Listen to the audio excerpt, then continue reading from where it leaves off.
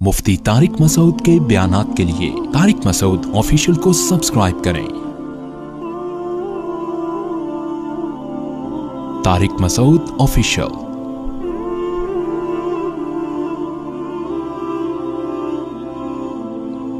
हज़रत मूसा अलैहि सलातु वस्सलाम फ़िरौन के दरबार में पहुँचे और फ़िरौन ने फिर उनसे कहा कि इन्न हाज़ा लसाहिरुन अलीम, ये तो जादूगर है और जानने वाला जादूगर, बहुत अच्छा जादू आता है इसको।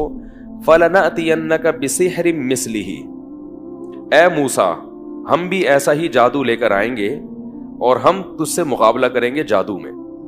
देखो अल्लाह ताला की एक आदत क्या है कि अल्लाह रब्बुल इज़्ज़त जिस पैगंबर को जिस कौम में भेजते हैं ना, उसे मोजज़े उसी हिसाब से देते हैं, क्योंकि वो लोग उस चीज की हकीकत को समझते हैं।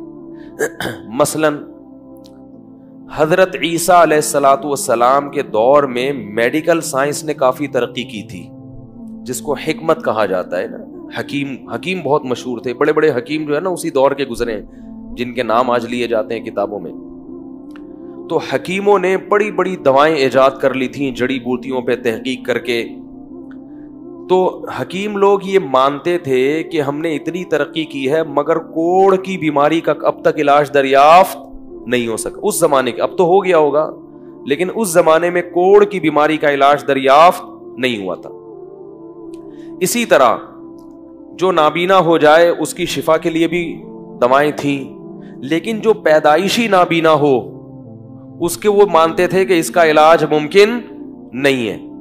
नजर चली गई बाद में, उसमें तो कुछ इलाज कर देते थे, कुछ नहीं करते थे, लेकिन जो पैदाइशी नाबीना है तो उस वक्त के तमाम हकीमों का, तबीबों का इत्तिफाक था कि पैदाइशी नाबीना की बीनाई वापस नहीं ला सकता। जिसको बरस की बीमारी हो, सफेद दाग जो जिस्म पे लग जाते हैं ना, चित कुबरा बन जाता है इंसान, तो उस जमाने में हकीमों का इत्तिफाक था कि ये भी असबाब की दुनिया में इसका इलाज मुमकिन, बोलो भाई, नहीं। इसी तरह जो और इस तरह की बहुत सारी बीमारियां थी, और इस पर सबका इत्तिफाक था कि जब तक इंसान मरीज हो उसे शिफा तो दी जा सकती है, रूह निकल गई तो मुर्दे को जिंदा, यानी ये तो मुमकिन ही नहीं है, ये किसी तबीब और हकीम के बस में नहीं है। और वो ये भी जानते थे कि मरे हुए में जान डालना, यानी मरे हुए को जिंदा करना, चाहे इंसान हो, इसी तरह परिंदा मरा हुआ नहीं बल्कि उसका पुतला बना के उसमें उसको परिंदा बना के उड़ा देना, ये भी किसी के बस में नहीं है। और बगैर बाप के पैदा हो जाना, ये भी किसी के बस में नहीं है। यानी उस जमाने में मेडिकल साइंस ने इतनी तरक्की कर ली थी कि भाई ये नहीं हो सकता। अल्लाह ताला ने हजरत ईसा अलैहिस्सलाम को जो मोजज़े दिए, उन मोजज़ों ने ये बता दिया कि मैं अल्लाह का नबी हूं, क्योंकि असबाब की दुनिया में ये काम मुमकिन नहीं है, तो ये मेरे हाथ पे अल्लाह कर रहा है। अगर मैं गलत होता तो अल्लाह मेरे हाथ पे ऐसी चीजों को जाहिर क्यों करता। अगर हजरत ईसा किसी और कौम में आते ना, फिर वो क्या करते, कोढ़ के मरीज को हाथ लगाते, उसको शिफा हो जाती, तो लोग कहते भाई ये कोई हकीम है, इसने चुपके से कोई ऐसा इनको चूरन खिलाया है जिसकी वजह से ये ठीक हो गया, क्योंकि वो हिकमत के इल्म को जानने वाले नहीं थे ना। भाई जिस चीज का इल्म आपके पास नहीं है उसमें आपको बेवकूफ बनाना आसान है। तो ये कह सकते थे कि भाई ये कुछ ऐसी चीज खिला रहे हैं चुपके से, या मुर्दे को जिंदा कर देना, तो वो कह सकते थे भाई मुमकिन है कोई ऐसी दवा इन्होंने इजाद कर ली हो जंगल में जड़ी बूटियों पे तहकीक करके कि वो चुपके से खिलाते हो और वो बाद में आके ठीक हो जाता हो। तो अल्लाह ने हजरत ईसा को ये मोजज़े दिए ये बताने के लिए कि वो कौम जानती थी कि ये किसी इंसान के बस में नहीं है, और इस चीज का मेडिकल साइंस से कोई ताल्लुक, बोलो भाई, नहीं है। मेडिकल साइंस यहां के फेल हो जाती है, इसलिए बहुत सारे मोजज़े दिए। उबरिहुल अकमा वल अबरस व उहिल मौता, मुर्दे को कहते ना कुम बिइज़्निल्लाह, मुर्दा उठ के बैठ जाता, कैसा। और परिंदे का पुतला बनाते ईसा अलैहिस्सलाम, उसमें फूंक मारते, वो फड़फड़ा के उड़ जाता परिंदा बन के। तो ये अल्लाह ने मोजज़े दिए। हजरत मूसा अलैहिस्सलाम का जो दौर था ना, ये बहुत खूब अच्छी तरह समझो। حضرت موسیٰ علیہ السلام کے دور میں جادو کا بڑا زور تھا. کرتب جیسے ہوتا ہے نا, آج کل آپ نے یوٹیوب پہ ویڈیوز دیکھی ہوں گی, رومال سے کیا نکال دیتے ہیں؟ کبوتر. یہ جادو ہے. رومال سے کبوتر نکال لیا. وہ ہمارے اسکول میں ایک آیا, ایک صاحب آئے, انہوں نے شو دکھایا کہ جگ میں انہوں نے دودھ ڈالا, پھر جگ کو الٹا کر دیا تو کچھ بھی نہیں اندر. ہم حیران کہ یار یہ دودھ گیا کہاں پہ. یہ شعبدے ہوتے ہیں. اسی طرح ایک لڑکے کو کھڑا کیا, ایک بال تھی وہ پتہ نہیں کیا کدھر غائب ہو گئی, تو ایک لڑکے کو کھڑا کر کے نا اس کے ہاتھ کو ہیڈ پمپ کی طرح چلایا تو اس کے منہ سے بال نکل گئی. تو یہ فن جو ہے نا, یہ بڑا عجیب ٹیکنیکل فن ہے. نظر کا کیا ہوتا ہے اس میں؟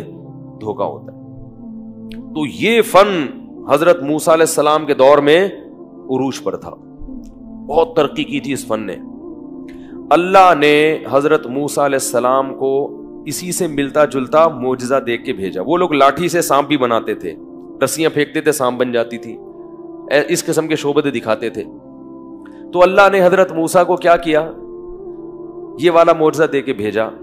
اگر وہ لوگ جادو کے علم سے واقف نہ ہوتے تو وہ یہ کہہ سکتے تھے یہ کیا ہے؟ جادو ہے. لیکن جو جادو کو جانتے ہیں وہ فوراً پہچان جائیں گے کہ ہم جو کچھ کر رہے ہیں وہ نظر کا دھوکا ہے, اور موسیٰ جو کر رہا ہے وہ حقیقت میں لاٹھی کیا بن رہی ہے؟ سانپ بن رہی ہے. یہ بس میں نہیں ہے بھائی, یہ بس میں نہیں ہے, یہ نہیں ہو سکتا. تو اللہ تعالیٰ چاہتے تھے کہ حضرت موسیٰ کی نبوت پورے مصر شہر میں ثابت ہو جائے. تو یہ پورا مرحلہ جو ہے نا فرعون کے سامنے, یہ پورا پروسیس سے گزارا گیا اس پورے عمل کو. معجزہ بھی وہی والا دیا گیا جو جادوگر دکھانا چاہتے تھے. تو اب پتہ چل گیا کہ اللہ نے حضرت موسیٰ کو پہلی دفعہ لاٹھی کیوں پھکوائی اور سانپ کیوں بنایا, اس سے مانوس کرنے کے لیے کہ یہ لاٹھی بار بار سانپ بنے گی. صحیح ہے نا؟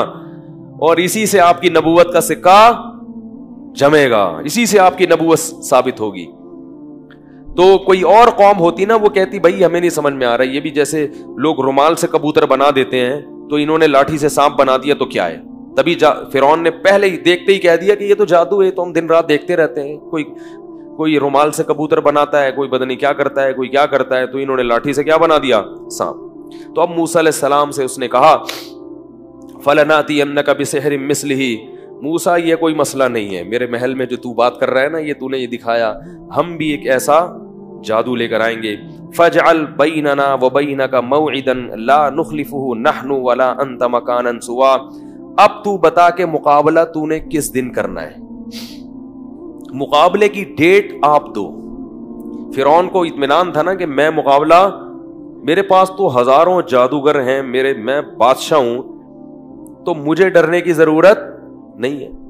لوگوں کا خیال تھا کہ حضرت موسیٰ علیہ السلام کوئی ایسی جگہ بتائیں گے جہاں 2-3 آدمیوں کے علاوہ کوئی بھی نہ ہو, تاکہ اگر مقابلہ ہار جائیں تو لوگوں کے سامنے معاذ اللہ ذلت نہ ہو. جو آدمی جس کو اپنے حق پر ہونے پہ تردد ہوتا ہے وہ کبھی بھی کھلے عام مناظرہ, وہ کہتا ہے بھائی مناظرہ ہوگا پائپ کے نالے میں بیٹھ کے, میرے اور آپ کے علاوہ کوئی تیسرا آدمی موجود, بولو بھائی, نہیں ہوگا. تو فرعون نے کیا کیا؟ تو فرعون نے کہا کہ اب آپ بتاؤ. حضرت موسیٰ کو موقع مل گیا, فرمایا موعدکم یوم الزینہ, جو عید کا دن ہے نا, عید کا دن جس میں سب لوگ جمع ہوتے ہیں, اس دن مقابلہ ہوگا کھلے عام. وَأَن يُحْشَرَ النَّاسُ ضُحًى, اور صبح کا وقت ہوگا جب لوگ سارے میدان میں.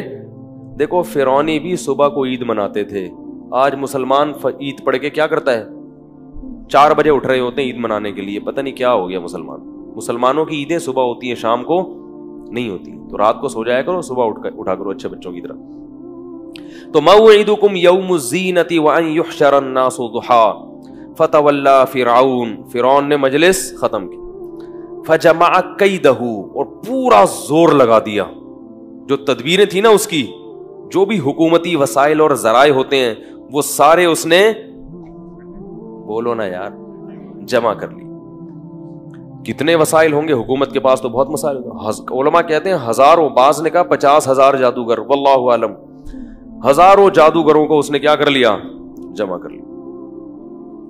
اور فرعون نے حضرت موسیٰ سے یہ بھی کہا لا نخلفہ نحن ولا انتا, دیکھو وقت پہ وعدہ خلافی نہ ہم نے کرنی ہے اور نہ آپ نے. میرا بھی ایک دفعہ مناظرہ ہوا تھا 3 طلاق کے مسئلے پر, بالکل یہی ہمارا اسٹائل تھا, ٹھیک ہے, لیکن وہ محترم تشریف نہیں لائے. وہ یہ پھر آئے بھی تو کہنے لگے ہم آپس میں بیٹھ کے کریں گے. میں نے کہا آپس میں بات مناسب نہیں ہے. تو میں نے یہاں سے اخذ کیا تھا وہ. خیر, تو موسیٰ علیہ الصلوۃ والسلام جو تھے وہ پہنچ گئے حضرت ہارون کو لے کے. ادھر 2 آدمی ہیں, حضرت موسیٰ اور ہارون, اور ادھر ہزاروں جادوگر. اور فرعون اس خوش فہمی میں کہ ابھی یہ دونوں کیا کریں گے, ان ہزاروں جادوگروں سے مقابلہ ہار جائیں گے. قرآن کے الفاظ دیکھیں, موسیٰ علیہ السلام نے پہلے ان جادوگروں کو تبلیغ کی. وہ ہزاروں کھڑے ہوئے ہیں نا, اور لوگ پورا مصر جمع ہوا ہے تماشائی بن کے. اللہ جب اپنے دین کو غالب کرنا چاہتے ہیں نا تو اس کی پرچار کا اس طریقے سے انتظام کرتے ہیں. ہزاروں جادوگر جمع, اور پورا مصر جو بھی اسٹیڈیم ہوگا ان کا, یا کوئی بھی جہاں ان کے وہ جو زینت کا دن تھا نا جہاں وہ نمائشیں کیا کرتے تھے, تو اس میں ظاہر ہے کوئی انہوں نے بیٹھک بنائی ہوگی جہاں سب لوگ یہ جو ہے نا اس طرح کے مقابلے دیکھا کریں. تو موسیٰ علیہ السلام نے ان جادوگروں کو تبلیغ کی, وَيْلَكُمْ لَا تَفْتَرُوا عَلَى اللَّهِ كَذِبًا, تم تباہ ہو جاؤ, تم اللہ پہ جھوٹ مت باندھو, میں اللہ کا نبی ہوں, میرے مقابلے میں مت آؤ. فَيُسْحِتَكُمْ بِعَذَابٍ, اگر تم نے مجھ سے مقابلہ کیا تو کہیں ایسا نہ ہو کہ اللہ تمہیں عذاب میں ہلاک کر دے. حضرت موسیٰ کو پتا تھا نا کہ میں اللہ کا نبی ہوں, مجھ سے مقابلے میں کہیں ایسا نہ ہو کہ اللہ کا تم پر عذاب آ جائے. قرآن کہتا ہے فَتَنَازَعُوا أَمْرَهُمْ بَيْنَهُمْ, آپس میں جادوگروں میں اختلاف ہو گیا, کیونکہ ڈر تو ان کو بھی لگ رہا تھا بھائی واقعی اللہ کے پیغمبر نہ ہو, کیونکہ پیغمبروں کا سلسلے تو چل رہے تھے نا ہمیشہ سے, کوئی آخری نبی تو نہیں آیا تھا, کسی نبی نے نہیں کہا تھا کہ میں آخری نبی ہوں, تو امکان تو تھا کہ پیغمبر ہوں. تو قرآن کہتا ہے فَتَنَازَعُوا أَمْرَهُمْ بَيْنَهُمْ, آپس میں جھگڑا ہو گیا.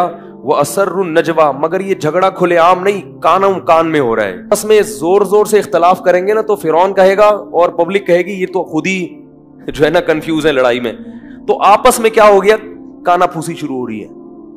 کچھ کہہ رہے ہیں کہ لڑنا چاہیے, کچھ کہہ رہے ہیں کہ نہیں بھائی سچا نبی ہوا تو ہماری تو ایسی کی تیسی ہو جائے گی. قرآن میں یہ بھی ہے کہ جادوگروں نے فرعون سے پیشگی یہ کہا کہ یہ مقابلہ جیتنے پہ ہمیں ملے گا کیا, یعنی فری میں ہم سے ایسا مقابلہ کرا رہے ہو, کچھ ملے گا بھی. فرعون نے کہا اجر تو الگ ملے گا, پیسے تو الگ ملیں گے. وَإِنَّكُمْ لَمِنَ الْمُقَرَّبِينَ, میرے دربار میں خصوصی نشستیں ملیں گی. اگلا ٹکٹ کس کا ہوگا الیکشن میں؟ الیکشن نہیں ہوتے تھے اس زمانے میں, یعنی تمہیں حکومتی عہدے بھی ملیں گے. عہدوں کی لالچ بڑی خراب ہے, تو پیسے بھی ملیں گے اور ساتھ ساتھ میرا قرب بھی ملے گا. اس سے پتا چلتا ہے کہ فرعون کس قدر مصیبت میں تھا اور کتنا زیادہ چاہتا تھا کہ میرے موسیٰ علیہ السلام یہ مقابلہ ہار جائیں. کیسا زور لگا رہا تھا, لالچ بھی دے رہا ہے اور عہدوں کی آفر بھی دے رہا ہے. تو قرآن کہہ رہا ہے فَتَنَازَعُوا أَمْرَهُمْ بَيْنَهُمْ وَأَسَرُّوا النَّجْوَىٰ, چپکے سے سرگوشیاں کی اور آپس میں اختلاف پڑ گیا, یار کہیں ایسا نہ ہو کہ لینے کے دینے پڑ جائیں. پھر انہوں نے فیصلہ یہ کیا کہ اگر ہم اس طرح سے آپس میں اختلاف کریں گے تو مقابلہ نہیں کر سکتے. کمزور آدمی, کنفیوز آدمی مقابلہ نہیں کر سکتا.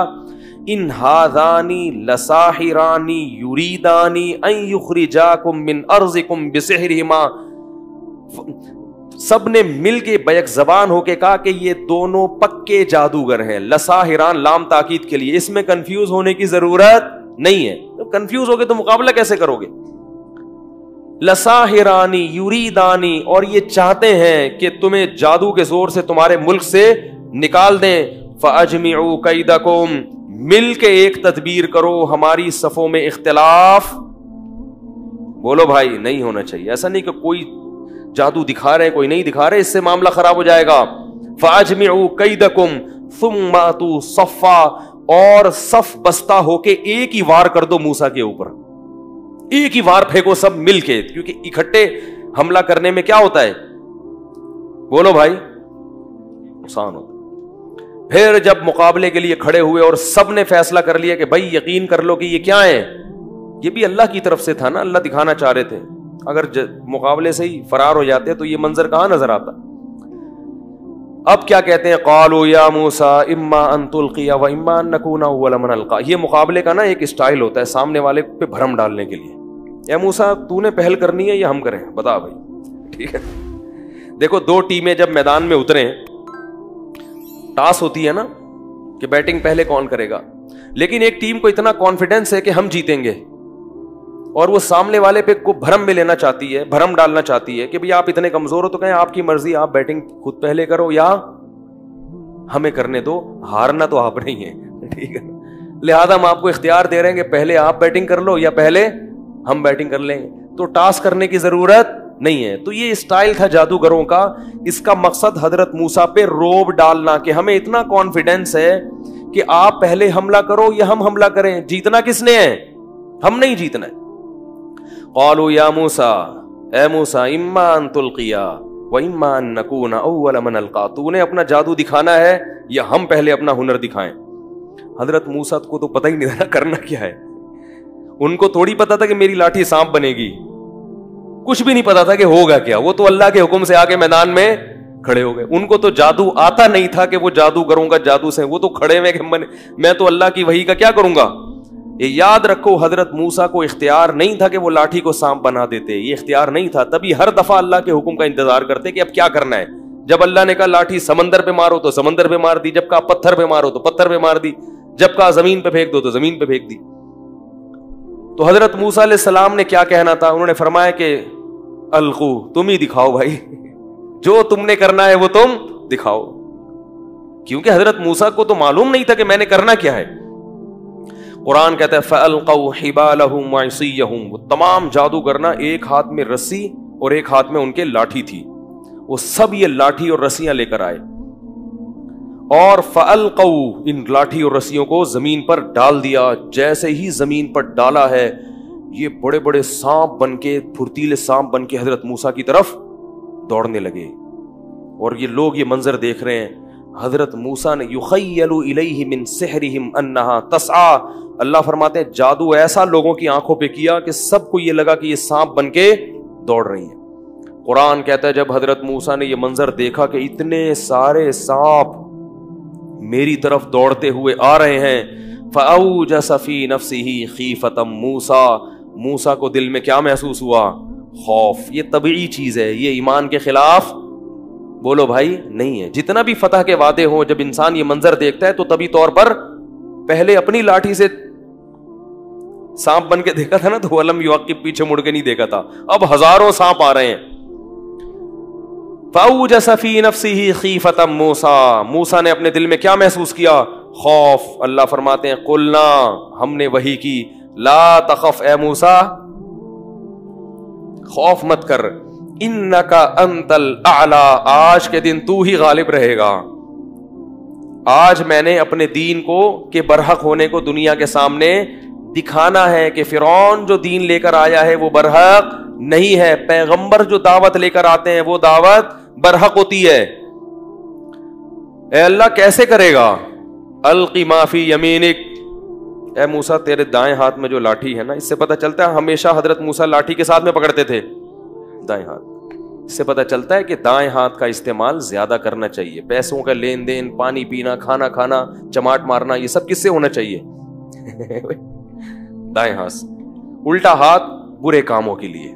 آج حکیم الامہ مولانا اشرف علی تھانوی رحمہ اللہ تعالیٰ کے بارے میں آج ہمارے استاذ بتا رہے تھے, آج کی بات ہے. وہ فرماتے ہیں میں نے 3 کام زندگی میں کبھی نہیں کیے. ایک تو روزانہ 10 پارے پڑھتا ہوں, کبھی ناغہ نہیں کیا پوری زندگی. مولانا اشرف علی تھانوی رحمہ اللہ تعالیٰ کی ہزاروں تصنیفات ہیں, اتنا کام اللہ نے ان سے لیا ہے امت کی اصلاح کا. اور اس میں بھی روزانہ کتنے پارے پڑھنے کا معمول تھا؟ 10 پارے. کیسے اللہ نے ان کے وقتوں میں برکت دی. فرمایا ایک کھانے کا میں نے ہمیشہ ادب کیا ہے, رزق کا, کبھی پائنتی کی طرف کھانا نہیں رکھا. یعنی جس طرف ہم چارپائی پہ لیٹتے ہیں نا, تو پاؤں کی طرف کھانا کبھی اس جگہ نہیں رکھا, ہمیشہ کہاں رکھا ہے؟ یہ رزق کا احترام ہے.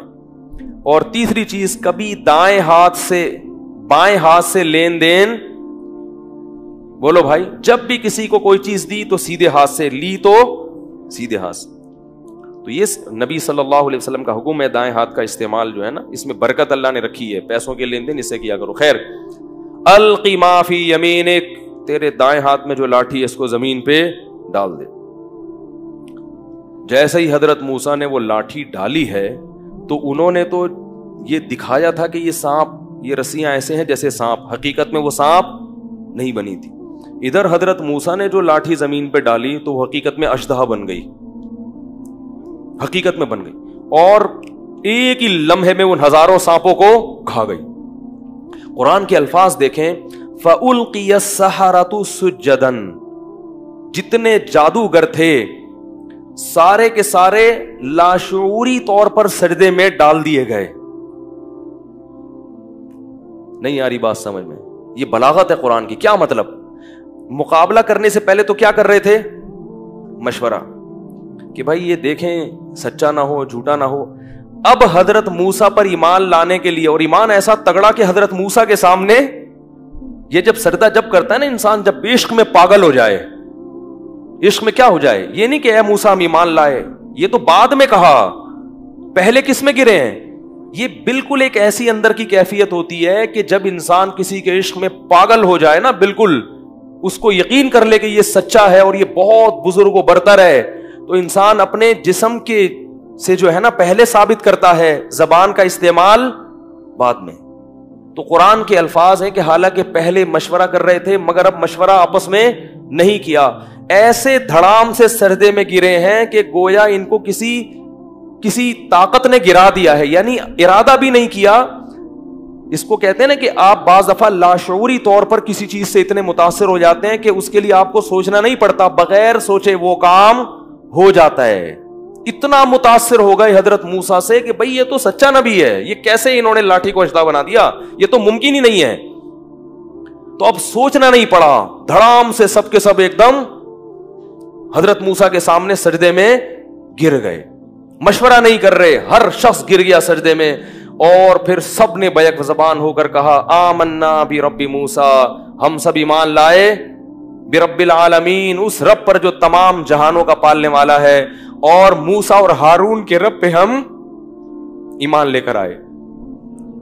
یہ منظر انہوں نے اپنی آنکھوں سے دیکھا, ان کو یقین ہو گیا کہ یہ جھوٹا پیغمبر یہ نہیں ہے, یہ جادوگر نہیں ہے, ناممکن ہے. آج تک کسی نے لاٹھی کو حقیقی معنوں میں سانپ نہیں بنایا. انہوں نے سارے ایک دم سجدے میں گر گئے. فرعون یہ منظر دیکھ رہا ہے اور کہہ رہے یہ تو لینے کے دینے پڑ گئے. جن کو مقابلے کے لیے لایا تھا وہی نہ صرف یہ کہ زبان سے کہہ رہے ہیں کہ یہ جادوگر نہیں ہے. جادوگر یہ کہہ سکتے تھے نا کہ یہ جادوگر نہیں ہے, بس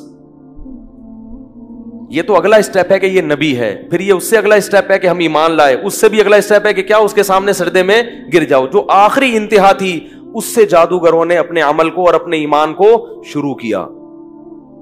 فرعون نے کیا منادی کی, اس نے لوگوں سے کہا کہ یہ دونوں پہلے سے پلان کر کے آئے تھے, یہ پری پلان ہے. یہ کیا ہے؟ ان جادوگروں نے موسیٰ اور ہارون کے ساتھ مل کے نورا کشتی کا پروگرام بنایا ہوا تھا کہ یہ بڑا جادوگر ہے اور یہ کیا ہیں, چھوٹے جادوگر ہیں, اور ان کا پہلے سے پلان یہ تھا کہ آپس میں ہم مقابلہ کریں گے, تم ہار جانا ہم جیت جائیں گے, جس سے آپ کا برحق ہونا ثابت ہوگا, پھر ہم مل کے فرعون کو اس کے مصر سے نکال دیں گے. یہ کس کے الفاظ ہیں؟ فرعون کے, کہ یہ سب موسیٰ کے سکھائے ہوئے ہیں اور آپس میں پہلے سے کیا کیا ہوا تھا, انہوں نے پلان کیا ہوا تھا. اللہ نے اس الزام کو بھی جادوگروں سے بری کر دیا. فرعون نے کیا کہا کہ یہ حکومت چاہتے ہیں جادوگر نا, موسیٰ کے ساتھ مل کے میری حکومت پہ قبضہ کریں گے. تو فرعون نے ان جادوگروں کو دھمکی دی, لَأُقَطِّعَنَّ أَيْدِيَكُمْ وَأَرْجُلَكُمْ مِنْ خِلَافٍ, میں تمہارے ہاتھ پاؤں مخالف سمت پہ کاٹ کے تمہیں سولی پہ لٹکا دوں گا.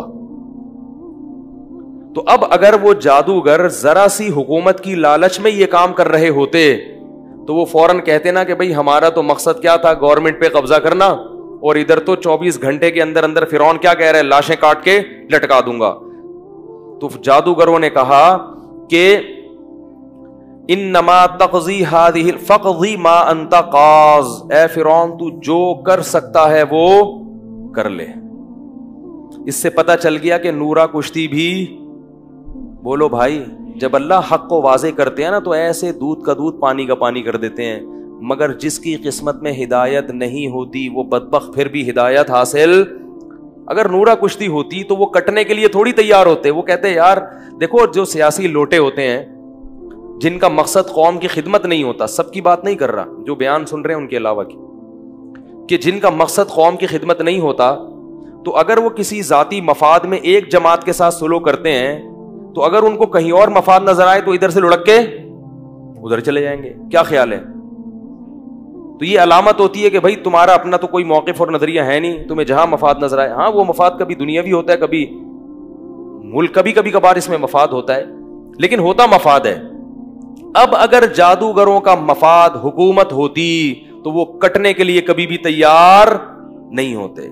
تو جادوگروں نے کیا کہا فرعون کو؟ جب فرعون نے دھمکی دی, جادوگروں نے کہا لن نؤثرک علی ما جاءنا من البینات, اے فرعون موسیٰ کے برحق ہونے کے جو ہمارے پاس دلائل آ گئے ہیں نا, ان دلائل پر اب ہم تجھے ہرگز ترجیح نہیں دے سکتے. وما جاءنا من الحق, اور حق ہمارے پاس آ گیا ہے, اتنا واضح آ گیا ہے کہ اب ہم تجھے ترجیح نہیں دے سکتے. انا آمنا بربنا, ہم اپنے رب پر ایمان لائے ہیں, موسیٰ پر نہیں. اصل ایمان کس پر ہے؟ موسیٰ کے رب پر. یہ تیرا اور موسیٰ کا مقابلہ نہیں ہے, یہ تیرا اور رب کا مقابلہ ہے.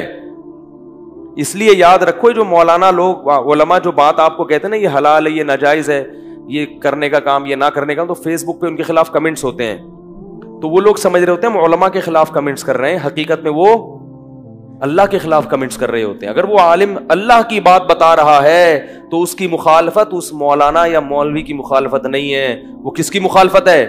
ابھی ایک بہت ہی سیکولر ٹائپ کا آدمی ہے فیس بک پر, جنت کا بڑا مذاق اڑاتا ہے. وہ کہتا ہے جنت میں لائبریری کیوں نہیں ہوگی, یہ حوریں اور عیش پرستی کیوں ہے, یہ مولوی لوگوں کو عیش پرست کیوں بنا رہے ہیں, ایسی فضول باتیں. جنت میں لائبریری ہے بھائی, یعنی جنت میں تو علم نالج ہونی چاہیے, فضول باتیں. اس کا جواب ہے بہت معقول, لیکن ابھی ادھر جاؤں گا تو بات لمبی ہو جائے گی. تو یہ جنت کا جو مذاق اڑا رہا ہے کہنے کو تو وہ کہہ رہے ہیں مولوی, کیونکہ اس نے کہا یہ مولوی لوگ جو تمہیں جنت کی باتیں کرتے ہیں, حوریں ہوں گی اور یہ عیاشی ہوگی, تو یہ عیاشی کی طرف ذہن کیوں بنا رہے ہیں تمہارا, یہ تعلیم کی طرف کیوں نہیں لے کے آ رہے. تو یہ اعتراض مولوی پر نہیں ہے, یہ کس پر ہے بھائی. تو جب مرو گے تو اللہ سے پوچھ لینا کہ اللہ جنت میں لائبریری, اور میں تو کہتا ہوں اگر جنت میں کتابیں ہیں تو پھر جنت میں کیوں جائے آدمی. کیا خیال ہے بھائی؟ جنت میں تو پڑھنا ہی اگر جا کے, بھائی یہیں تو پڑھ کے تو پاگل ہو گئے ہیں. تو سینس لیس لوگ ہیں. جنت تو اللہ کی طرف سے اعمال کا بدلہ ہے, عیش و عشرت کی جگہ ہے. یہاں عیاشی سے روک رہے ہیں, حرام عیاشی سے, تاکہ وہاں حلال عیاشی ہو سکے. تو جو مولوی پر اعتراض کر رہا ہے وہ مولوی پیروی کس پہ کر رہا ہے؟ اللہ پہ. تو اس کا جواب اللہ دے دے گا قیامت کے دن.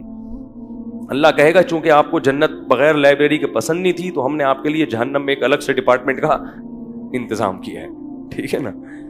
تو اللہ کی آیات کا جو مذاق اڑاتا ہے نا اس کا انجام بہت برا ہوتا ہے. اس لیے اپنے اس میں حد سے تجاوز مت کرو. تو ان جادوگروں نے کیا کہا؟ لن نؤثرک علی ما جاءنا من البینات والذی فطرنا, جس خدا نے ہم کو پیدا کیا اس خدا پر ہم ایک انسان کو ترجیح دیں, یہ نہیں ہو سکتا. اور آگے جواب میں کیا کہہ رہے ہیں کہ انا آمنا بربنا, ہم اپنے رب پر ایمان لائے ہیں, لیغفر لنا خطایانا, تاکہ ہم نے جو پیغمبر سے مقابلہ کیا نا, یہ جو جرم ہوا, اس جرم کو وہ کیا کر دے گا؟ معاف. یہ تو بہت بڑا جرم کیا ہم نے, لیکن ہمیں پتا چلا ہے کہ ایمان پچھلے سب گناہوں کو ختم کر دے. تو اتنا بڑا پروٹوکول مل رہا ہے, اتنے فائدے مل رہے ہیں, اس کو چھوڑ کے ہم تجھ پر ایمان لے کر آئیں. اور یہ بھی کہنے لگا جادوگر, یہ دیکھو 1 سیکنڈ کا ایمان ہے لیکن کتنی حکمت اور بصیرت کی باتیں ہیں.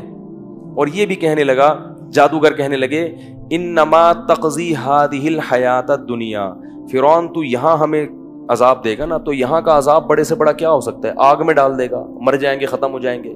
کاٹ کے لٹکا دے گا, مر جائیں گے, ختم ہو جائیں گے.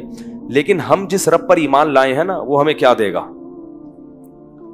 انا آمنا بربنا لیغفر لنا خطایانا وما اکرہتنا علیہ من السحر.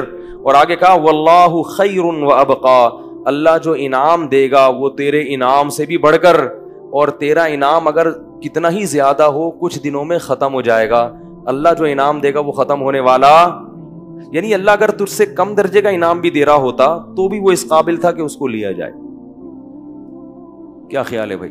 کیونکہ وہ تو ہمیشہ رہے گا, جبکہ اللہ ہمیشہ کا انعام بھی دے رہا ہے اور وہ کوانٹٹی اور کوالٹی میں تیرے انعام سے زیادہ بھی ہے. تو ہم بیوقوف ہیں جو تجھ پر ایمان لائیں. دیکھو یہ جادوگروں کی بات اللہ کیوں نقل کر رہے ہیں, یہ ہمیں سبق دیا جا رہا ہے. جب بھی انسان اللہ کی نافرمانی کرتا ہے تو دنیا کے تھوڑے سے مزے کو, جو تھوڑا بھی ہے اور ختم ہونے والا بھی ہے, آخرت کے ان مزوں پر ترجیح دے رہا ہے جو زیادہ بھی ہیں اور ہمیشہ رہنے والی بھی ہیں. تو یہ صرف جادوگروں کی بات نہیں ہے, جو بھی اس نہج سے ہٹے گا وہ فرعون ہی کے راستے پہ چلے گا. اور پھر جادوگر یہ بھی کہنے لگے انہو من یأتی ربہ مجرمن, اے فرعون یہ بات سن لے کہ جو بھی قیامت کے دن اللہ کے سامنے مجرم بن کے آئے گا, کیونکہ اب تو موسیٰ علیہ السلام سے انہوں نے سن لیا نا کہ ایمان کے بغیر کوئی جنت میں نہیں جا سکتا. فَإِنَّ لَهُ نَارَ جَهَنَّمَ, تو اس کے لیے اللہ نے جہنم کی آگ تیار کر کے رکھی ہے. وَمَن يَعْمَلْ مِنَ الصَّالِحَاتِ وَهُوَ مُؤْمِنٌ, اور جو نیک اعمال کرے گا ایمان کے ساتھ, فَأُولَٰئِكَ لَهُمُ الدَّرَجَاتُ الْعُلَىٰ, تو تو نے کہا تھا نا میں اپنا قرب دوں گا, اونچے مقام دوں گا, 21واں گریڈ دوں گا, 22واں گریڈ دوں گا, تو اللہ نے ایسے لوگوں کے لیے اونچے اونچے درجات رکھے ہوئے ہیں. فرعون نے ان سب کو کیا کر دیا؟ قتل کر دیا. ہزاروں جادوگروں قتل ہو گئے.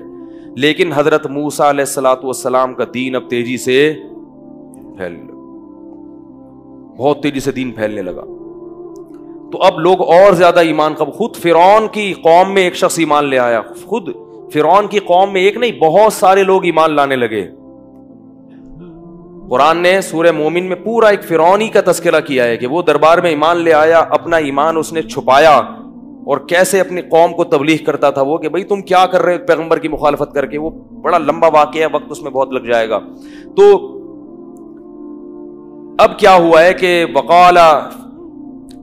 وقال الملأ من قوم فرعون اتذر موسى وقومه ليفسدوا في الارض ويذرك وآلهتك. کچھ دن گزرے ہیں کہ فرعون کے ہاں مشورہ ہوا, ان کی ایجنسیاں آ کے کیا کر دی تھی, خبر دے رہی تھی کہ فرعون کو درباریوں نے کہا کہ تم نے موسیٰ کو اور اس کی قوم کو آزاد چھوڑا ہوا ہے اور یہ پھیلتے جا رہے ہیں اور زمین میں فساد. بولو بھائی, پتا چلا کہ ہر ظالم حاکم نے ہمیشہ سے اپنی برائی پر لیبل کیا لگایا ہے, اچھا اہل حق کو کہا ہے کہ یہ فسادی ہیں, جو سب سے بڑے دہشت گرد ہوتے ہیں نا, ٹھیک ہے نا, وہ 32,000 ٹن وزنی بم گراتے ہیں کمزوروں پر, اور ان کمزوروں کو پر لیبل کیا لگاتے ہیں کہ ہم دہشت گردوں کا, نہیں آ رہی بات میں, ان دہشت گردوں کے پاس لڑنے کے لیے غلیل بھی نہیں ہوتی اور آپ کے پاس بم ہوتے ہیں, اور آپ لیبل کیا لگاتے ہیں. تو یہ ہمیشہ سے ظالم لوگوں کی سنت رہی ہے کہ وہ کیا کرتے ہیں, فرعون جیسا آدمی کہہ رہا ہے کہ میں فسادیوں کو اپنے ملک میں برداشت, ابے فسادی تو ہے بھائی, تو قتل کر رہا ہے, عورتوں کو غلام بنا رہا ہے اتنے عرصے سے, لیکن کیا کہہ رہا ہے کہ میں ان فسادیوں کو برداشت نہیں کر, بہت ہو گئی, اب دہشت گردی کا ملک سے کیا ہوگا. ہزاروں بچے قتل کر دیے, وہ دہشت گردی. تبھی کسی شاعر نے کہا ہے نا کہ جو لوگ ہمیں دہشت گرد کہتے ہیں تو ہم ان کی دہشت گردی کی گرد کو بھی نہیں پہنچے ہیں, سمجھ رہے ہیں. تو ہر جگہ مسلمان پٹ رہے ہیں نا پوری دنیا میں, آپ دیکھ لو, لیکن کہیں بھی داڑھی والا کسی بھی ایئرپورٹ پہ چلا جائے نا, اس کا ایسا یعنی آپریشن ہوتا ہے نا, اس کی ایسے تلاشی ہوتی ہے کہ ان کا بس نہیں چل رہا ہوتا ہے, اس کو پورا کھول کے گردے پھیپڑے نکال کے ایسے ایسے جھاڑ کے نا دوبارہ سے اس کو فٹ کر دیں. وہ تو ابھی تک ایسی ٹیکنالوجی آئی نہیں ہے کہ سب چیزیں پھیپڑے شیپڑے نکال کے, ایسی تلاشی ہوتی ہے. تو فرعون کے درباریوں نے مشورہ کیا, اور مشورے میں کیا طے پایا, کیا تذر موسیٰ وقومہ, تو نے موسیٰ اور اس کی قوم کو چھوڑا ہوا ہے, وہ زمین میں فساد بھی مچا رہے ہیں اور تیری عبادت بھی اور تیرے معبودوں کی عبادت کو بھی ملک سے ختم کر رہے ہیں. فرعون نے کہا سنقتل ابناءہم, ہم مزید ان کے بچوں کو قتل کرنا شروع کریں گے. جتنی سپیڈ سے بچے ہم ان کے قتل کر رہے ہیں, اس رفتار میں نسل کشی ہمیشہ کیسے ہوتی ہے کہ مردوں کو دیکھو نسل کشی کے دو طریقے ہیں. ایک یہ کہ بچوں کو پیدائش کے بعد قتل کیا جائے, کیونکہ فرعون جانتا تھا کہ افرادی قوت کس کی بڑھ رہی ہے. بہت اہم پوائنٹ ہے, اس کو سمجھو. کس کی بڑھ رہی ہے؟ بنی اسرائیل کی. بچے ان کے زیادہ پیدا ہوتے ہیں, کل یہی غالب آ جائیں گے. دنیا میں ہر قوم جو دنیا میں حکومت کرنا چاہتی ہے اس کو اپنی نسل کو بڑھانا پڑے گا. پتہ ہے ہندوستان میں ہندو کتنا پریشان ہے مسلمانوں کی نسل سے, کہ ان کی نسل بڑھ رہی ہے, کہ یہ کل الیکشن میں یہی غالب آ جائیں گے. تو نسل ختم کرنے کے دو طریقے ہیں. ایک غیر مہذب, وہ یہ کہ بچے پیدا ہونے کے بعد مار دو, اور ایک ایسا طریقہ ہے کہ اس سے بچے بھی قتل ہو جاتے ہیں اور آپ بدنام بھی نہیں ہوتے, وہ ہے فیملی پلاننگ. روزانہ ایڈ دکھاؤ, بچے کتنے ہی اچھے, 2 ہی اچھے. تو 6 بچے جو آپ کے 8 ہونے تھے وہ 6 تو پیدا ہونے سے پہلے ہی کیا ہو گئے. تو یہ بھی وہی ہے, کوئی فرق نہیں ہے. فرعون بیچارہ جانتا نہیں تھا کہ تمیز سے بھی ایک کام, بیچارہ میں مذاق میں کہہ رہا ہوں, کوئی اس کو میرے خلاف کلپ آ جائے گا, فرعون نے بیچارہ کہہ دیا. فرعون کو کیا کہہ دیا؟ بیچارہ کہہ دیا. دائرہ اسلام سے خارج ہو گئے. فرعون جانتا نہیں, ان لوگوں کے مقابلے میں بیچارہ ہے نا.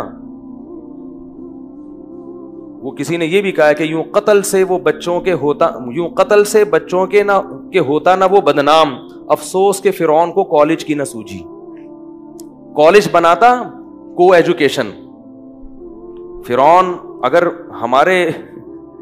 ہمارے والوں سے مشورہ لیتا نا تو اسے کہتے بھائی تو خام میں بدنام ہو جائے گا, قیامت تک قرآن میں تیرا نام آتا رہے گا بچوں کا قاتل تھا.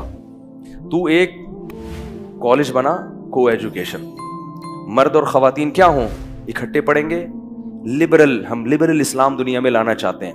سینما گھر کھول دینا اور سب بچوں کے ہاتھ میں اینڈرائڈ والا موبائل پکڑا دینا, تو تجھے بنی اسرائیل کے بچوں کو قتل کرنے کی ضرورت رہے گی نہیں. ان کا سارا دن کام, موسیٰ علیہ السلام اپنی دعوت دیتے رہیں گے, یہ سارا دن ایک دوسرے کو ایزی لوڈ, 500 روپے کا بیلنس, ٹھیک ہے نا, فلمیں, ڈرامے, آج اس کا گانا آ رہا ہے, آج اس کا اچھا پروگرام آ رہا ہے, تیری سیٹنگ ادھر چل رہی ہے, میری والی تو مجھ سے چھوڑ کے چلی گئی, تیری والی کہاں, اسی چکر میں لگے رہیں گے اور موسیٰ علیہ السلام اپنی قوم میں تنہا رہ جائیں گے. نہ اس بیچارے کو فیملی پلاننگ کا پتا تھا, وہی بیچارہ اسی معنی میں جو پہلے میں نے بتایا, فیملی پلاننگ کا بھی نہیں پتا تھا. اس زمانے میں اتنی سائنس نے ترقی نہیں کی تھی. تو آج کے فرعون کیا کر رہے ہیں کہ مسلمانوں کی نسل کو, بولو بھائی, روکنے کے لیے پلاننگ کر رہے ہیں, کہ کیونکہ مسلمان پھیلے گا تو اسلام پھیلے گا. سمجھ رہے ہو؟ اس لیے اس میں اللہ پہ توکل کیا کرو. اللہ کے بندو, اپنی نسل کو روک کر اپنے پاؤں پہ کلہاڑا مت مارو. تمہاری اولادوں میں اللہ ایسے لوگ پیدا کرے گا جو قیامت کے دن بخشش کا سبب بنیں گے. نسل روکو گے تو یہ بہت بڑی نحوست ہے. توکل کرو, جو اللہ دے گا اولاد, اس کی تعلیم کے اور اس کے کھلانے کے خرچے کا انتظام بھی کرے گا. اور پھر پیدا کر کے بھول نہ جاؤ, تربیت کی بھی کوشش کرو. بعض لوگ نا مارکیٹ میں ہر سال ایک نیا ورژن آ رہا ہے اور اٹھا کے گلی محلے میں کیا کر رہے ہیں, پھینک رہے ہیں. کوئی تربیت کا انتظام نہیں ہے, پھٹے پرانے کپڑے پہن کے, نہ جوتا ہے پاؤں میں, نہ, حالانکہ اللہ نے ان کو پیسے دیے ہیں, نہ لباس کی پرواہ, نہ چپل کی پرواہ, نہ تعلیم کی پرواہ. وہ کچرے میں گھوم رہا ہے, کوئی اس کے میں بٹن گھنٹی بتا کے بھاگا, صحیح ہے نا, کبھی اس کی سائیکل چرا لی. یہ مقصد ہرگز نہیں ہے. ان کی تربیت کی بھی فکر, بولو بھائی, کرو. تو کوئی مشکل نہیں ہے, ہو جاتا ہے سب کچھ. خیر, جلدی سے بات کو سمیٹیں. تو فرعون نے کیا کہا, مزید بچوں کے قتل کی اسپیڈ کو کیا کر دو, بڑھا دو. یہ جتنے بھی ایمان لائیں گے تو بس یہی بوڑھے ہو جائیں گے, ختم ہو جائیں گے, آگے نسل ہی نہیں ہوگی. وَنَسْتَحْيِي نِسَاءَهُمْ, اور ان کی عورتوں کو مرنے سے روک لو. یہ عزت دار قوم کے لیے میں نے بتایا تھا نا, یہ بہت بڑی ذلت ہوتی ہے کہ مرد کو قتل کیا جائے اور عورت کو باقی رکھا جائے. مرد غیرت مند چاہتا ہے میں مر جاؤں تو یہ بھی مر جائے, کیونکہ ان کی عزتوں سے پھر کھیلا جاتا ہے. فرعون نے کہا ان کی عورتوں سے ہم اپنی نسل پیدا کریں گے اور ان کے مردوں کو قتل کر دیں گے. جب مزید ظلم شروع ہو گئے اس واقعے کے بعد, اور بنی اسرائیل تو حضرت موسیٰ کے ساتھ ہو گئے تھے, وہ تو نجات دہندہ سمجھتے تھے کہ ہمیں نجات دلانے آئے ہیں. تو جب مزید مظالم شروع ہو گئے اور فرعون نے ظلم بڑھا دیا بنی اسرائیل پر, تو بنی اسرائیل, حضرت موسیٰ علیہ السلام نے اپنی قوم کو جمع کر کے کہا کہ دیکھو, ان الارض للہ یورثھا من یشاء من عبادی. بنی اسرائیل نے کیا کہا, یا موسیٰ اوذینا من قبل ان تأتینا ومن بعد ما جئتنا. اے موسیٰ, تیرے آنے سے پہلے بھی ہم عذاب میں تھے اور تیرے آنے کے بعد بھی آزمائشیں بڑھ رہی ہیں. حضرت موسیٰ نے تسلی دی, ان الارض للہ, دیکھو یہ زمین کا مالک کون ہے, اللہ ہے. یورثھا من یشاء من عبادی، اپنے بندوں میں جس کو چاہتا ہے وہ زمین کی بادشاہت دیتا ہے. والعاقبۃ للمتقین، اور ابھی کی حالت کو مت دیکھو، انجام ہمیشہ نیک لوگوں کا بہتر ہوتا ہے، انجام انشاءاللہ تمہارے ہاتھ میں آئے گا. اور یہ بھی اللہ نے حکم دیا کہ اپنی قوم کو کہہ دیں کہ گھروں میں چھپ کے نماز پڑھیں، کیونکہ فرعون نے یہ پہلے تو نماز کی اجازت تھی، اب اس کے بعد فرعون نے نماز پڑھنے پر بولو بھائی پابندی. جب سیکولر حکومتیں آتی ہیں نا، جیسے ابھی چائنا میں بھی ہو رہا ہے، روزہ رکھنے پر پابندی ہے، تو پھر ایسے موقع پہ کیا ہے، عبادت کیسے کی جائے گی؟ چھپ کے. کہاں چھپ کے عبادت کرو، گھروں کو ہی قبلہ بنا لو، گھروں کو ہی مسجد بنا لو. تو فرعون کے مظالم بڑھتے بڑھتے، میں مختصر، یہ واقعہ تو بہت لمبا ہے، آج اس کو ختم کرنا ہے ہم نے. تو جب بہت زیادہ معاملہ بڑھ گیا تو حضرت موسیٰ علیہ السلام نے پھر فرعون کے لیے بد دعا کی. اللہ تعالیٰ نے نا فرعون پر پہلے مختلف عذاب بھیجے، مینڈکوں کا عذاب آتا، خون کا عذاب آتا، جوؤں کا عذاب مسلط ہو جاتا، تاکہ یہ اللہ کے عذاب سے ڈریں. قرآن کہتا ہے جب بھی کوئی عذاب آتا، مینڈک اتنے زیادہ ہو جاتے، کھانے میں مینڈک ہر جگہ گھن آتی. اس زمانے کے فرعونی جو تھے وہ بھی مینڈک نہیں کھاتے تھے، اور آج چائنیز کیا کھا رہے ہیں؟ مینڈک. اگر یہ چائنیز اس دور میں ہوتے اور مینڈکوں کا عذاب آتا، کہ واہ بھائی واہ، سبحان اللہ، کیا مینڈک بریانی، کیا بہترین انتظام ہو رہا ہے. مینڈک کہتے ہیں اللہ تو نے ہمیں ان پر عذاب بنا کے بھیجا ہے، یہ ان کو ہمارے لیے عذاب بنا ہے. تو الٹا معاملہ ہو گیا. تو مینڈک کوئی کھانے کی چیز نہیں ہے. تو مینڈک اور جوئیں اور یہ سارے عذاب آتے، تو پریشان ہو کے حضرت موسیٰ کے پاس جاتے کہ آپ خدا سے دعا مانگو رب سے کہ یہ عذاب دور کرتے، ہم آپ پر ایمان لے آئیں گے. جیسے ہی حضرت موسیٰ دعا کرتے اور یہ عذاب ان سے ختم ہوتا تو وہ واپس اپنے معاہدے کی خلاف ورزی میں لگ جاتے. طاقت کا نشہ، دولت کا نشہ انسان کو اندھا کر دیتا ہے. شکر کرو ہمیں اللہ نے ایمان والے والدین کے گھروں میں پیدا کر دیا. ہمارے فرمایا کرتے تھے والدین کا سب سے بڑا احسان یہ ہے کہ ان کی وجہ سے آپ کو غریبی میں مفت میں ایمان مل گیا. آزمائش میں نہیں ڈالا اللہ نے ہمیں، ہماری آزمائش ہے اعمال کی، بد اعمالی اور نیک اعمالی، اور ان کی آزمائش کیا تھی؟ اس سے بڑی تھی، ایمان کی. تو جب یہ کچھ دیکھ لیا موسیٰ علیہ السلام نے کہ یہ تو بڑے ڈھیٹ ہیں اور ان کی وجہ سے میری قوم بھی میرے ہاتھ سے نکل رہی ہے، پستی چلی جا رہی ہے، غربت اور معاشی لحاظ سے کمزور ہو رہی ہے. بچے ماں سے جب گود سے بچہ لے کے قتل کیا جائے گا، سوچو اس ماں پہ کیا گزرتی ہوگی، باپ پہ کیا گزرتی ہوگی کہ میری بیٹیوں کی عزتیں محفوظ نہیں اور میرے بیٹے جو میرا سہارا بنتے وہ چھینے جا رہے ہیں. جب بہت زیادہ ہو گیا تو موسیٰ علیہ السلام کو یہ خوف ہوا کہ کہیں میری قوم، بہت زیادہ صبر کرنا پڑ رہا ہے اس کو، میری قوم بھی کہیں میرے ہاتھ سے نکل نہ جائے، یہ بھی کافر نہ ہو جائیں. تو پھر حضرت موسیٰ علیہ السلام اور ہارون علیہ السلام دونوں نے مل کے اللہ سے بد دعا کی فرعون کے لیے. ربنا انک آتیت فرعون وملأہ زینۃ واموالا فی الحیاۃ الدنیا، اے اللہ تو نے فرعون اور اس کے جو سرکاری اہلکار ہیں اور اس کی جو فوج ہے اور اس کے جو بھی قوت ہے، اس کو تو نے دنیا میں بہت زیادہ زینت اور مال دیا ہے. اس زینت اور مال کی وجہ سے یہ لوگوں کو کیا کر رہے ہیں؟ گمراہ. پیسہ استعمال کر کے لوگوں کو جہنم کے راستے خرید رہے ہیں بندے. تو اے اللہ ربنا اطمس علی اموالہم، اے اللہ ان کے مالوں کو ہلاک کر دے. اسلام اتنے غضبناک ہو گئے تھے نا، جلالی تھے، کہ موسیٰ علیہ السلام نے کہا کہ اے اللہ اس نے اتنا ظلم کیا ہے دنیا میں، اتنا ظلم کیا ہے، اتنا ستایا ہے تیرے بندوں کو کہ اب تو اس سے ہدایت کی توفیق چھین لے. ایسا نہ ہو کہ یہ اب ایمان لا کے جنت میں چلا جائے، اب ہم اس کو جنت میں دیکھنا نہیں چاہتے. بہت زیادہ ستایا. واشدد علی قلوبہم، اے اللہ یہ فرعون اور اس کے جتنے درباری ہیں ان کے دلوں پر مہر لگا دے. فلا یؤمنوا، اب یہ ایمان نہ لے کر آئیں، حتی یروا العذاب العلیم، جب تک کہ دردناک عذاب کو اپنی آنکھوں سے نہ دیکھ لیں، کیونکہ جب عذاب اپنی آنکھوں سے دیکھا جاتا ہے تو پھر ایمان قبول نہیں ہوتا. قال قد اجیبت دعوتکما، اللہ فرماتے ہیں ہم نے کہا ہے موسیٰ تیری اور ہارون کی دعا کو میں نے قبول کر لیا، اب ان پر ایمان کی توفیق ختم. مایوس ہو جاؤ ان سے، ان کو ایمان نہیں ملے گا، جہنم ہی ان کا مقدر ہے. پھر اللہ نے حضرت موسیٰ کو حکم دیا کہ اپنی قوم کو راتوں رات لے کے مصر سے نکل جائیں اور فرعونیوں کو پتہ نہ چلے. اللہ تو جانتے تھے کہ پتہ چل جائے گا, لیکن ظاہر کیا کیا ہے کہ آپ چپ کے منادی کرا دیں اور مصر سے نکل جائیں. حضرت موسیٰ علیہ الصلوۃ والسلام نے راتوں رات اپنی قوم کو لوگ بھیجے اور سب نے دروازے کھٹکھٹا کے راتوں رات سب کو جمع کیا اور کہا کہ اللہ کا حکم آیا کہ مصر چھوڑ کے نکل جاؤ, ظلم ہو رہا ہے. اب آپ دیکھیں کہ اللہ کی قدرت, اللہ تعالیٰ ناکامی کے نقشے پیدا کرتے ہیں پھر اس میں اپنی قدرت دکھاتے ہیں, آخری دم تک انسان کو آزماتے ہیں. ادھر بنی اسرائیل نکلے ہیں مصر سے, ادھر فرعون کو مخبری ہو گئی.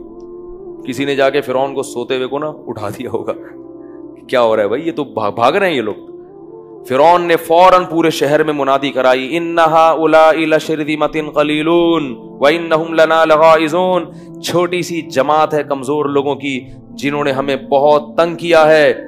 وَإِنَّا لَجَمِيعٌ حَاذِرُونَ, اور ان کی حرکتیں ٹھیک, یہ ہمارے ملک کے لیے نقصان دہ ہیں. سارے درباریوں, کیونکہ پیسہ جب ہوتا ہے نا جس کے پاس, تو اس کی ہر الٹی چیز بھی قوم کو کیا لگتی ہے, اچھی لگتی ہے. جب دولت ہے, پیسہ ہے, تو کتنا بھی پھینکتا رہے نا بیٹھ کے لوگ پکڑتے رہتے. ماشاءاللہ کیا خوبصورت بیان کیا ہے. اور غریب آدمی کی اچھی بات بھی لوگوں کی سمجھ میں نہیں آتی. تو وہ جب نکلے ہیں تو فرعونیوں نے لشکر جمع کیا اور کہا یہ تھوڑے سے لوگ ہیں, انہوں نے ہمیں سخت مصیبت میں ڈالا ہے, غضبناک کیا ہے, ہم ان کا پیچھا کر کے ان کو جان سے مار دیں گے, گرفتار کر کے لائیں گے. پورا لشکر حکومتی سطح پہ فرعون نے جمع کیا اور مصر سے ان کے پیچھے نکل گیا. بنی اسرائیل بہت دور جا چکے تھے. اللہ کی قدرت دیکھیں, اللہ نے حضرت موسیٰ اور بنی اسرائیل کو راستہ بھلا دیا. رات کے اندھیرے میں بھاگ رہے ہیں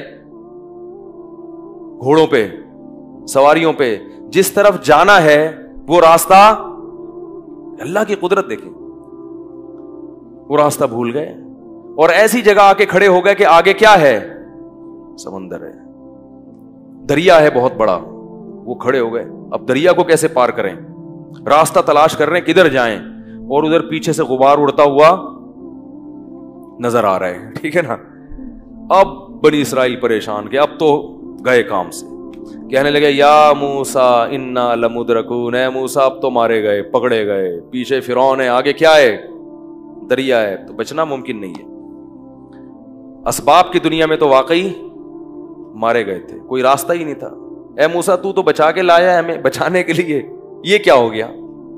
حضرت موسیٰ بھی پریشان ہیں, لیکن جواب میں کیا کہتے ہیں, کلا, ہرگز مارے نہیں جائیں گے. جس اللہ نے اگر ہمیں ان کا غلام بنانا ہوتا, نجات نہ دینی ہوتی, تو وہ اللہ اس موقع پر ہمیں تنہا نہیں چھوڑے گا. وہ ہمیں یوں تھوڑی نکالتا اور معجزے تھوڑی دکھاتا, وہ تو سب اس لیے کر رہا ہے کہ ہمیں بچائے گا. لیکن حضرت موسیٰ نے اس موقع پر کہا کہ کیا کہا, کلا ان معی ربی, میرے ساتھ میرا رب ہے. یہاں علماء نے ایک نقطے کی بات کی ہے کہ حضرت موسیٰ نے یہ کیوں نہیں کہا کہ ہم سب کے ساتھ ہمارا, بولو نا بھائی. نبی صلی اللہ علیہ وسلم جب غار میں تھے نا, تو مشرکین نے چاروں طرف سے گھیر لیا, آپ کے ساتھ حضرت ابو بکر بھی تھے, تو حضرت ابو بکر بھی پریشان ہوئے. تو نبی نے فرمایا ان اللہ معنا, اللہ کس کے ساتھ ہے. بھائی تھک گئے تو پھر ختم کرتے ہیں. اللہ کس کے ساتھ ہے, ہمارے ساتھ, میری بھی مدد کرے گا اور تیری بھی. اور وہاں کیا فرمایا حضرت موسیٰ نے, اللہ کس کے ساتھ ہے, میرے ساتھ. تو ایک مفسر جو متجدد ہیں, فنٹر گیری میں مشہور ہیں, انہوں نے یہاں طنز کیا ہے کہ دیکھو ہمارے نبی تو اپنے ساتھی کو نہیں بھولے, اور موسیٰ وہاں اپنے ساتھیوں کو بھول گئے کہ اللہ میرے ساتھ ہے. تو یہ ہمارے نبی کی فضیلت ہے. لیکن فضیلت ایسے بیان کی جا رہی ہے جس میں حضرت موسیٰ کی, اس لیے کہتے ہیں فنٹر گیری اچھی نہیں ہوتی. حضرت حکیم الامہ مولانا شرف علی تھانوی نے اس کا جواب دیا, فرمایا کہ حضرت موسیٰ کو یہ خیال ہوا کہ یہ نالائق, اللہ کے اتنے معجزے دیکھے انہوں نے, اتنا کچھ دیکھا, تو ان کو اب بھی اللہ پر یقین نہیں ہے کہ اللہ بچائے گا. بھائی اگر پانی ہے تو بچا لے گا, کس طرح ہمیں نہیں پتا. تو ان کو یہ ڈر ہوا کہ ان نالائقوں کی وجہ سے یہ تو مریں گے, مرنے کا چانس پورا ان کا ہے. ٹھیک ہے نا, ان کے پورے مرنے کا چانس ہے. جو اب کیا کہہ رہے ہیں, انا لمدرکون, موسیٰ مروا دیا. الفاظ دیکھو, پکڑے گئے. بھائی کیا فائدہ یار, اتنے معجزے اور اتنا, تو اب دیکھو یہ کیا ہو رہا ہے. تو حضرت موسیٰ کو ڈر ہوا کہ ان کا تو کوئی بھروسہ نہیں ہے, لیکن میرے ساتھ میرا رب, میرے اور ہارون کے ساتھ جو ہے نا رب ہے. جبکہ وہاں نبی کے ساتھ غار میں کون تھا؟ ابو بکر تھے، جنہوں نے ہر موقع پر نبی سے کیا کی ہے؟ وفا کی ہے. تو نبی کو یقین تھا کہ جو رب مجھے بچائے گا وہ ابو بکر کو بھی میرے ساتھ بچائے گا. تو ابو بکر کو اپنے ساتھ شریک کیا. ان اللہ معنا، ابو بکر غم نہ کر، اللہ ہمارے ساتھ ہے. تو یہ فرق کرنے کے لیے اللہ نے یہ آیتیں نازل کی کہ بنی اسرائیل اور ابو بکر اور صحابہ میں حضرت موسیٰ کو جو ساتھی ملے تھے وہ اور طرح کے تھے، اور محمد صلی اللہ علیہ وسلم کو جو ساتھی ملے ہیں وہ بولو بھائی اور طرح کے. وہ آگ میں چھلانگ لگانے والے، وہ دریاؤں میں کودنے والے ہیں نبی کے اشاروں پر. اور بنی اسرائیل بات بات پہ مدرکون، پکڑے گئے، مروا دیا. کبھی بچڑے کی عبادت، کبھی منو سلوا کیوں نہیں اتر رہا بھائی؟ ٹھیک ہے نا، یہ کیا ہے؟ پھر منو سلوا اترا تو یہی کھائے جائیں گے، دال وال نہیں ملے گی، پیاز نہیں ملیں گے، ٹماٹر نہیں ملیں گے. تو یہ اس طرح کی نالائق قوم تھی. تو اللہ فرماتے ہیں کہ جب وہ قریب آ گیا نا فرعون، بالکل حضرت موسیٰ کو تو پتہ نہیں کیا ہوگا بھائی، لاٹھی ہمیشہ سانپ بنتی ہے، سانپ دریا میں کیا کرے گا. اللہ فرماتے ہیں ہم نے موسیٰ کو کہا کہ اضرب بعصاک البحر، یہ لاٹھی کہاں مار؟ اس سمندر پہ مار، پانی پر مار. بہت زیادہ پانی تھا نا تو بحر سے تعبیر کیا. جیسے ہی وہ پانی پہ لاٹھی ماری ہے، فکان کل فرق کالطود العظیم، جو موجیں تھی نا دونوں طرف بریک لگا کے رک گئیں، اور پہاڑوں جیسی، کیونکہ پانی جمع ہو رہا ہے اور دونوں طرف موجیں پہاڑ جیسی بن گئیں اور درمیان میں راستہ خشک بن گیا. اللہ فرماتے ہیں ہم نے وجاوزنا ببنی اسرائیل البحر، ہم نے سمندر سے بنی اسرائیل کو عافیت کے ساتھ گزار دیا. فرعون کی عقل ماری گئی تھی کہ یہ موسیٰ کے لیے پہاڑ جیسا دریا رکا ہے، دریا پہاڑوں کی طرح رکا ہے، یہ اللہ کی ان کے ساتھ مدد ہے تاکہ ان کو بھاگنے کا راستہ مل جائے. اب بھی عقل سے کام نہیں لیا تو اس سے بڑا بیوقوف کون ہوگا؟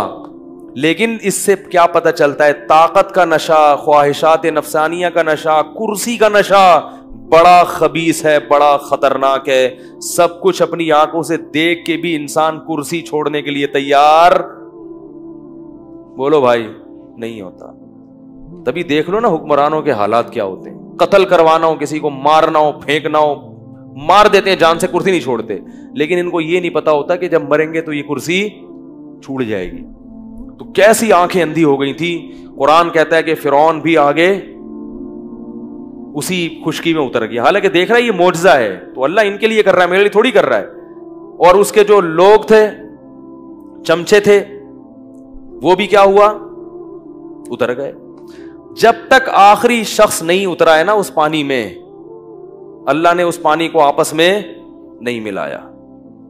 اللہ قرآن کہتا ہے کہ جب سب دریا کے بیچ میں آ گئے، بالکل ایک بھی نہ بچا، تو اللہ تعالیٰ فرماتے ہیں کہ ہم نے پانی کو جاری کر دیا. جیسے ہی پانی جاری ہوا ہے، حتی اذا ادرکہ الغرق، فرعون کے منہ میں پانی جانے لگا اور قلبازیاں کھانے لگا. تو اس موقع پر کیا کہتا ہے؟ آمنت انہ لا الہ الا الذی آمنت بہ بنو اسرائیل، میں ایمان لایا اس بات پر کہ اللہ کے سوا کوئی عبادت کے لائق نہیں، اور اسی رب پر ایمان لاتا ہوں جو بنی اسرائیل کا خدا ہے. قرآن کے الفاظ ہیں الآن وقد عصیت قبل، اب ایمان لا رہا ہے، اس سے پہلے تو اللہ کی نافرمانی کرتا رہا. اب تجھے دو سزائیں ملیں گی، ایک تو جہنم کی آگ ہے، یعرضون علیہا غدوا وعشیا، صبح بھی تو جہنم کی آگ میں جلایا جائے گا اور شام کو بھی تو جہنم کی آگ میں جلایا جائے گا. یہ قبر کا عذاب ہے، برزخ کا. وَيَوْمَ تَقُومُ السَّاعَةُ، اور جب قیامت قائم ہوگی تو جہنم کی آگ ہے. أَدْخِلُوا آلَ فِرْعَوْنَ أَشَدَّ الْعَذَابِ، حکم دیا جائے گا کہ فرعون کو اس کے آل اور اہل و عیال سمیت اس سے بھی زیادہ سخت عذاب میں ڈال دو، ہمیشہ ہمیشہ کے لیے. وَإِذْ يَتَحَاجُّونَ فِي النَّارِ، فرمایا اس وقت کو یاد کرو جب یہ جہنم کی آگ میں بحث کریں گے، لڑیں گے، کہیں گے قال الذین استضعفوا، جو فرعون میں ماتحت رعایا تھی نا، جو فرعون کی چمچہ گیری میں لگی رہتی تھی حکمرانوں کی، تو یہ کہیں گے کہ انا کننا لکم تبعا، دیکھو ہم نے تمہیں دنیا میں فالو کیا تھا، تم دنیا میں ہمارے کام بناتے تھے، ہمارے اٹکے ہوئے کاموں کو پورے کر دیا کرتے تھے، اسی چکر میں تو ہم تمہاری اتباع کرتے تھے. تو آج تم کسی طرح سے اللہ سے کہہ کے یہ عذاب ہم سے دور نہیں کر سکتے. تو اللہ فرماتے جو بڑے ہوں گے نا حکومتی, وہ کیا کہیں گے, انا کلن فیہا, اس عذاب میں جیسے تم جل رہے ہو ہم بھی تمہارے ساتھ جل رہے ہیں. ان اللہ قد حکم بین العباد, اللہ اپنے بندوں کے درمیان فیصلہ کر چکا ہے, اب نہ ہم تمہاری فریاد رسی کر سکتے ہیں اور نہ کوئی اور. قرآن کہتا ہے پھر یہ جہنم کے داروغہ کے پاس جائیں گے. وقال الذین فی النار لخزنۃ جہنم ادعوا ربک یخفف عنا یوما من العذاب, کہ اللہ سے جا کے کہو, جہنم کے فرشتے سے کہیں گے اللہ سے کہو ایک دن کے لیے ہم پر اس عذاب کو ہلکا کر دے, ٹھنڈا کر دے, اس کے بعد دوبارہ آگ میں ڈال دینا. تو فرشتہ کہے گا اولم تک تأتیکم آیاتی, کیا تمہارے پاس اللہ کی آیات نہیں آئی تھی, کیا تمہیں اس عذاب سے ڈرایا نہیں گیا تھا؟ وہ کہیں گے بلا, ڈرایا گیا تھا. تو وہ فرشتہ کہے گا فدعو, پھر تم خود ہی پکارو, وما دعاء الکافرین الا فی ضلال, اللہ کہتے ہیں لیکن آج ان کی دعا قبول کرنے والا کوئی بھی, دنیا میں ایک آنسو انسان ندامت کا بہا لینا, یہ ایک آنسو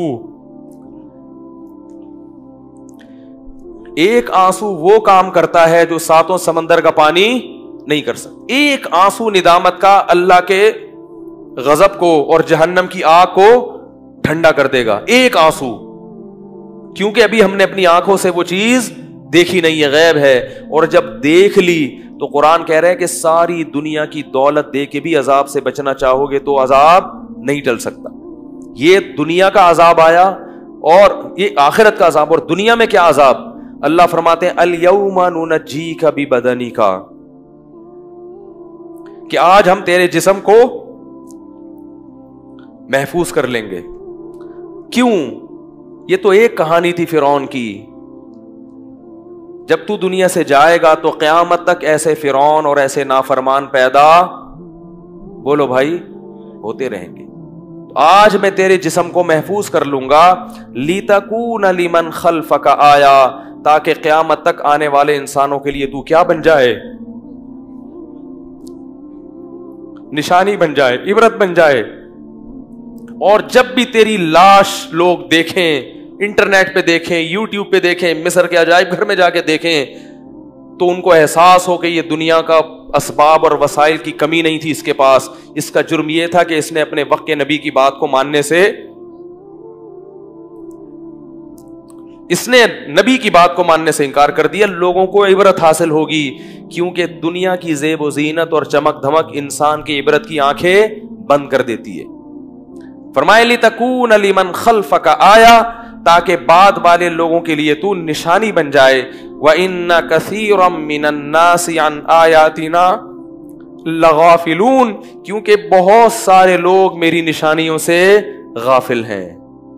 دنیا میں ہر چیز دیکھ رہے ہیں مگر عبرت کی چیزیں ان کو نظر نہیں آتی. تو میں چاہتا ہوں کہ عبرت کی چیزیں دنیا میں رکھوں تاکہ تیرے بعد آنے والے لوگوں کو عبرت ہوتی رہے. یہ فرعون کا خاتمہ ہوا, اور پھر بنی اسرائیل کو اللہ تعالیٰ نے نجات دی. اور اللہ تعالیٰ بار بار یہودیوں پہ اپنی نعمت کو یہ بیان کرتے ہیں, اذ نجیناکم من آل فرعون, اے بنی اسرائیل, اے یہودیوں, اس وقت کو یاد کرو جب اللہ نے تمہیں فرعون سے نجات دی. اور قرآن کی آخری آیت پڑھ کے میں اپنے درس کو ختم کرتا ہوں. وَأَوْرَثْنَا الْقَوْمَ الَّذِينَ يُسْتَضْعَفُونَ مَشَارِقَ الْأَرْضِ وَمَغَارِبَهَا الَّتِي بَارَكْنَا فِيهَا, فرمائے زمین کی کمزور ترین قوم کو ہم نے زمین کا وارث بنا دیا. کیوں؟ بما صبروا, اس لیے کہ انہوں نے صبر کیا. نالائق تھے مگر پھر بھی حکومت کا ساتھ, بولو بھائی, نہیں دیا, وقت کے پیغمبر کا ساتھ دیا. یہ صبر تو بہرحال کیا نا انہوں نے, ایمان نہیں چھوڑا. بدعملی تھی, اعمال میں گڑبڑ تھی, مگر اپنے دین اور مذہب سے دستبردار نہیں ہوئے. ساتھ کس کا دیا؟ موسیٰ علیہ السلام کا. اور ایمان پہ ڈٹے رہے, نمازوں کو قائم کرتے رہے. اس سے پتہ چلتا ہے میرے بھائی ایمان بہت بڑی دولت ہے. تو اللہ ایمان ہی کی بنیاد پہ نجات کے فیصلے کرتے ہیں. اللہ تعالیٰ سے دعا ہے کہ اس واقعے میں جتنے بھی اسباق ہیں اللہ تعالیٰ ہمیں ان اسباق کو ہمیں دل و جان سے قبول کرنے اور اپنی زندگی میں اختیار کرنے کی توفیق عطا فرمائے. تو میرے بھائی یہ رمضان کے تھوڑے سے دن رہ گئے ہیں, ان میں راتوں کو اٹھ کے اللہ تعالیٰ سے دعائیں مانگ لیں. کیا دعا مانگنی ہے؟ کہ اے اللہ تو ہمیں موسیٰ علیہ السلام والے راستے پر چلا, فرعون اور قارون والے راستے پر فرعون کا راستہ عیش و عشرت کا، شراب کباب کا راستہ ہے، اور موسیٰ علیہ السلام کا راستہ عبادت کا، طہارت کا، توحید کا، ان چیزوں کا راستہ ہے۔ حضرت موسیٰ کی شریعت منسوخ ہو گئی، اب کس کی شریعت ہے؟ محمد صلی اللہ علیہ وسلم کی، جو حضرت موسیٰ علیہ السلام سے بھی افضل ہیں۔ تو اللہ نے جو ہمیں نبی دیے وہ حضرت موسیٰ سے بھی افضل نبی بنایا ان کو، تو ہمارے پر تو زیادہ ذمہ داری بنتی ہے کہ ہم محمد صلی اللہ علیہ وسلم کی اتباع کریں۔ اللہ تعالیٰ سمجھنے کی، عمل کی توفیق عطا فرمائے۔ وما علینا الا البلاغ۔